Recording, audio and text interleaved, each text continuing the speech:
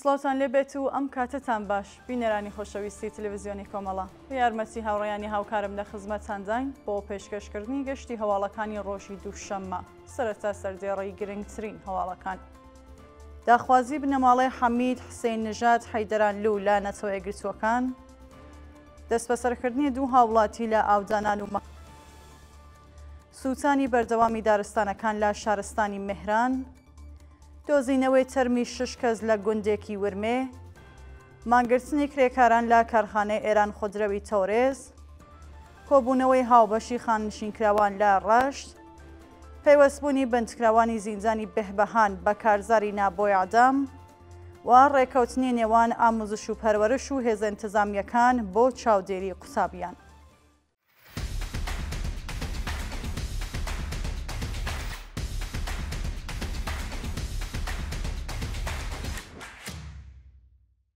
داخوازی بنەماڵەی حەمید حسێن نژاد حەیدەرانلو لە نەتەوە یەکگرتووەکان. ڕووناهی کچی حەمید حسێن نژاد حەیدەرانلو و سیپان برای ئەو بەندکراوە سیاسیە لە دوو نامەی جیاجیەدا کە بۆ مای ساتۆ راپۆرتەری تایبەتی نەتەوە یەکگرتووەکان و ڕێکخراوی لێبوردنی نێودەوڵەتیان ناردووە خوازیاری یارمەتی ئەو دامەزراوانە بۆ ڕاگررتنی سزای سێجارەی حەمید بوون. لە بەشێکی نامەکەدا هاتووە حەمید بەبێ بەڵگەی قەزایی بە هاوکاری لەگەڵ پەکەکە تۆمەتبار و بە ئیعدام مەحکوم کراوە. لە حاڵێکدا پاسپۆرتی ناوبراو دێسەلمێنێتکە لە کاتی ڕوودانی شەڕی نێوان گەریلاکان و هەنگی مەرزی ڕژیم ئەو بەندکراوە سیاسیە لەگەڵ بنەماڵەکەی لە تورکیادا ژیاوە. ئەشکەنجە و ئازاری سەختی حەمید ناچاری بە دانپێدانانی زۆرەملێ دژ بەخۆی کردووە بۆ بوونەوە جەوا لە ڕێکخراوەکانی مافی مرۆڤ زەکەین ڕێگە لە بەڕێوەچوونی سزای سێجارەی حەمید بگرن. دەستبەسەرکردنی دوو هاوڵاتی لە ئاودانان و مەهاباد. ڕۆژانی پێنجشەممە و یەکشەممە 28 و 31 خاکەلێوە دوو هاوڵاتی خەڵکی شارەکانی ئاودانان و مەهاباد بەناوەکانی سەعید زەرگوش و ڕەسوول حەسەنپور لەلایەن هێزەکانی ڕژیمەوە دەستبەسەرکران. بە پێ راپۆرتەکان هێزە ئەمنیەتیەکانی ئاودانان بە بیانووی چالاکیەکانی سەعید زەرگوش لە تۆڕە کۆمەڵایەتیەکان ناوبراویان دەستبەسەر و بۆ شوێنێکی نادیار گواستووەتەوە. لە لایەکی دیکەوە ئێدارەیە سڵاتی مەهاباد ڕەسوول حەسەنپوری بەبێ بەڵگەی قەزایی دەستبەسەر و بۆ گرتوخانە گواستووەتەوە. تا کاتی داڕەشنی ئەم هەواڵە زانیاریەک لەسەر هۆکاری بەندکرانی ئەو شارۆمەندە لەبەردەستانیە. سووتانی بەردەوامی دارستانەکان لە شارستانی مێهران. ماوەی زیاتر لە 48 سەعاتەکە دارستانەکانی شارستانی مێهران لە پارێزگای ئیلام لە ئاگردا دەسووتێت و خەڵکی خۆبەخش و هێزەکانی بەرگری شارستانی نەیانتوانیوە کۆنترۆڵی بکەن. هەرچەند بەرپرسانی ئۆستانی ئیلام شاخاویبوونی ناوچەکان بە هۆکاری کۆنترۆڵ نەکردنی ئاگرەکان ناوبردووە، بەڵام چالاکانی ژینگەی ئیلام دەڵێن نەبوونی ئیمکاناتی پێویست هۆکاری سەرەکی سووتانی دارستانەکانی شارستانی مێهرانە. هەروەها بەرپرسانی دەوڵەتی ئەو شارە ئەزموونی ساڵانی ڕابردوویان لە بەرچاو نەگرتووە و هیچ ڕێگەچارێکیان بۆ پێشگرتن لەو ڕووداوە نەگرتووەتە بەر. دۆزینەوەی تەرمی 6 کەس لە گوندێکی ورمێ. ڕۆژی یەکشەممە 31 خاکەلێوە تەرمی 6 کەس کە چواریان پیا و 2 کەسیان ژن بوون لە گوندێکی شاری ورمێ دۆزرایەوە. ئاژانسی مەهرنیوز لە زاری فەرزین ڕەزازادە بەڕێوەبەری فریاکەوتنی خێرای ورمێ بڵاوی کردەوەکە دوانیوە ڕۆی یەکشەممە لە گیانەدەستانی 6 کەس لە یەکێک لە گوندەکانی شاری ورمێ ئاگادار کراونەتەوە. ناوبراوتی ئەو کەسانەی گیانیان لەدەستاوە تەمەنیان لە نێوان 30 بۆ 40 ساڵ بووە و 2 کەسیان ژن و چواریان پیا بوون. شایانی باسە کە تا کاتی داڕەشنی ئەم هەواڵە هۆکاری گیانەدەستانی ئەو 6 کەسە نەزانراوە و لێکۆڵینەوەکان لەو بارەوە دەستی پێکردووە. مانگرتنی کرێکاران لە کارخانەی ئێران خودرەوی تەورێز. بەیانی یەکشەممە 31 خاکەلێوە کرێکارانی شاغەڵ لە کارخانەی ئێران خودرەوی تەورێز بۆ جارێکی دیکە دژ بە کەمی حەقدەست و مەزایە دەستیان لە کارکێشایەوە و مانیان گرت. بە وتەی کرێکارانی ناڕازی پێشتر بەرپرسانی ڕژیم بەڵێنیاندا بوو کە جیاوازی لە نێوان ڕێژێ حەقدەستی کرێکارانی ئێران خودرەوی تاران و تەورێز چارەسەر بکەن، بەڵام بەڵێنەکانیان جێبەجێ نەکردووە. بەپێی زانیاریەکان حەقدەستی مانگانەی کرێکارانی ئێران خودرەوی تەورێز تەنیا 15 ملیۆن تمەنە، لە کاتێکدا ڕێژێ حەقدەست و مەزایە کرێکارانی ئەو کارخانە لە تاران 5 هێندەی کرێکارانی تەورێزە. کۆبوونەوەی هاوبەشی خاننشینکراوان لە ڕەشت. ڕۆژی یەکشەممە 31 خاکەلێوە خاننشینکراوانی بەشە جیاوازەکانی گیلان لە شاری ڕەشت کۆبوونەوە و خوازیاری جێبەجێکردنی جاخوازیەکانیان بوون. بەپێوە دیمەنانەی لە تووڕە کۆمەڵایەتیەکان بڵاوکراوەتەوە، خاننشینکراوانی تامین اجتماعی هاوڕێ لەگەڵ خاننشینکراوانی فەرهەنگی و مخابرات لە شاری ڕەشت کۆبوونەوەیەکی گەورەیان بەڕێوە بردووە و بە وتنەوەی دروشم خوازیاری زیادکردنی حەقدەست بە پێ ڕێژێ هەڵاوسان، بەکردەوە دەرهاتنی گەڵاڵەی هاوسانسازی و پێزانی بیمەی دەرمانی کارامە بوون. مانگرتنی بازاڕیانی تاران دژ بە دەستێوەرزانەکانی ڕێکخراوی ئەوقاف. بازاڕیانی تاران ڕۆژی یەکشەممە 31 خاکەلێوە دژ بە دەستێوەرزانەکانی ڕێکخراوی ئەوقاف و دانانی سەرۆکی تازە بۆ ئەو دامەزراوەیە لەلایەن حکوومەتەوە دوکانەکانیان داخست.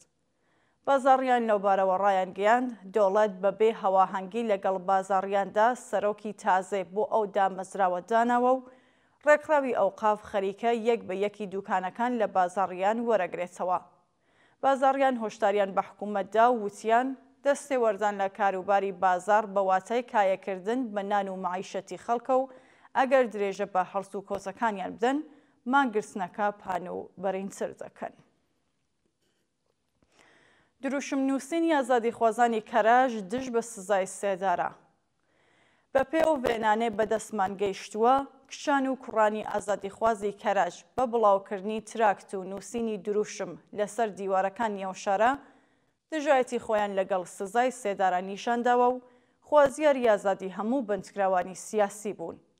بە وتەی سەرچاوەکانی هەواڵ، شەقام و کۆڵانەکانی گۆڵشار تاک و فێردۆسی کەراژ پڕ بووە لە دروشم و ئازادی خوازان داوای ڕاگررتنی سزای سێدارە و ئازادی بێشەرت و مەرجی بەندکراوانی سیاسی دەکەن.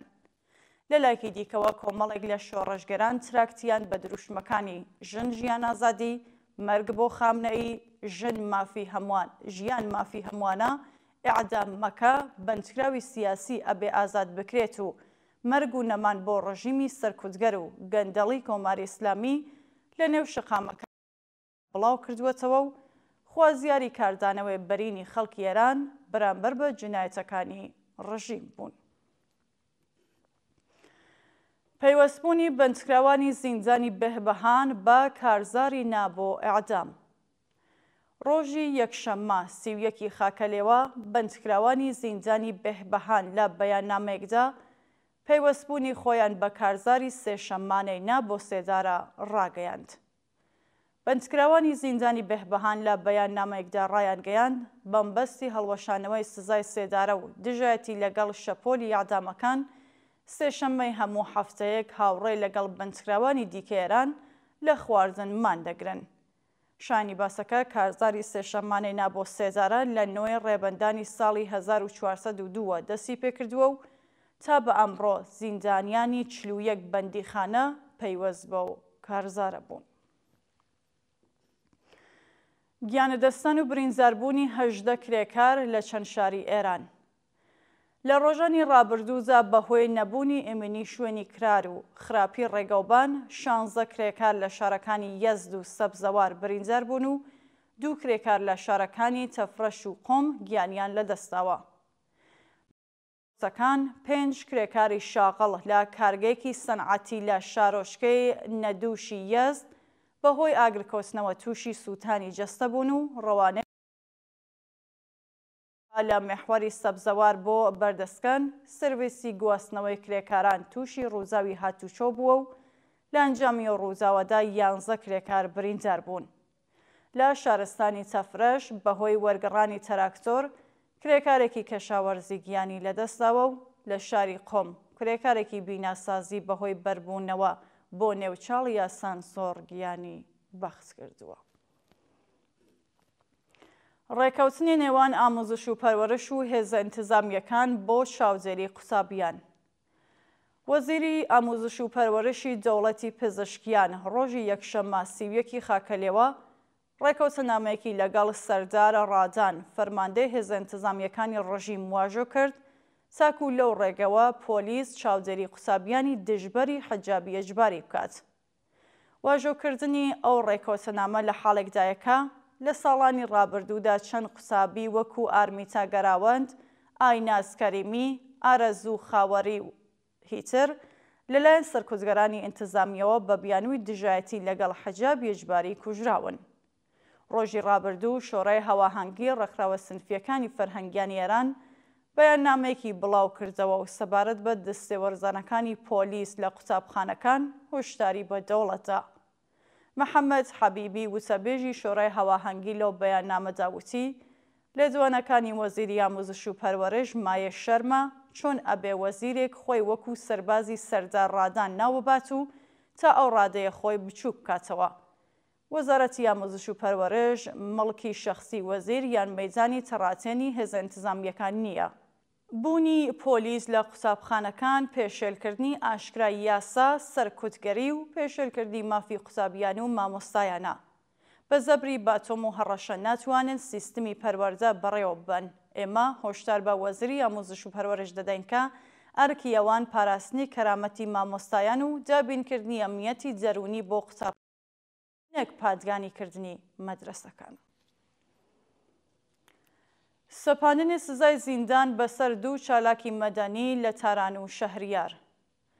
بەپێ راپۆرتی کانونی مافی مرۆڤی ئێران، کاوە ئامیری چالاکی مەدەنی خەڵکی شەهریار بە 2 ساڵ زیندان و یاشار تەبریزی بەندکراوی سیاسی پێشوو بە 5 ساڵ و 8 مانگ زیندان مەحکوم کراوە.